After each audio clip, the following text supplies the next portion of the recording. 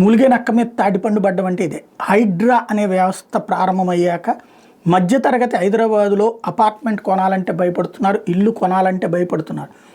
అపరధనవంతులు కొనగలుగుతున్నారు, ఎక్కడో వాళ్ళు సఫర్ అయినటువంటి పరిస్థితి కాబట్టి వాళ్ళు తట్టుకోగలరు. కానీ మధ్యతరగతి ఏ అప్పు చేసి జీవితకాలం సంపాదించుకుని తీసుకొచ్చి కొందామంటే ఆ తర్వాత అక్కడ ఏ ట్యాంక్ లెవెలో అని చెప్పేసి కూలుస్తారు, ఏ ఎఫ్టీఎల్ లెవెల్ అని కూలుస్తారు అంటే ఎట్లాగా. ఇంకోటి ఇంకా కోర్టులో అది నడుస్తూ ఉంది.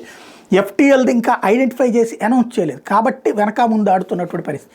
దాని ఇంపాక్ట్ అక్కడ రియల్ ఎస్టేట్కి భారీ దెబ్బ పడింది. దాని పరిస్థితి చివరికి బిల్డర్ల ఆత్మహత్య దాకా వచ్చిందన్నటువంటిదే ఇక్కడ కీలకమైనటువంటి అంశం. తాజాగా ఇప్పుడు సంచలనం సృష్టిస్తుంది.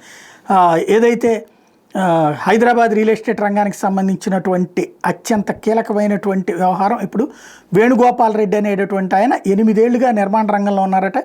బ్యాంకు రుణాలు అప్పులేమో పెరిగిపోయినాయి. అదే సందర్భంలో ఆయన కట్టినటువంటి అపార్ట్మెంట్లో గుండ్లపోచంపల్లిలో అపార్ట్మెంట్ కడితే అక్కడ ఫ్లాట్లు కొనేవాళ్ళు కరువు అయ్యేటప్పటికి ఇప్పుడు తీవ్రమైనటువంటి ఇబ్బంది అయ్యి ఆత్మహత్య చేసుకున్నాడు అన్నటువంటి విషయం ఏదైతే ఉందో అది రియల్ ఎస్టేట్కి ఎదురవుతున్నటువంటి సంక్షోభానికి సంబంధించినటువంటి ప్రధానమైనటువంటి చర్చ.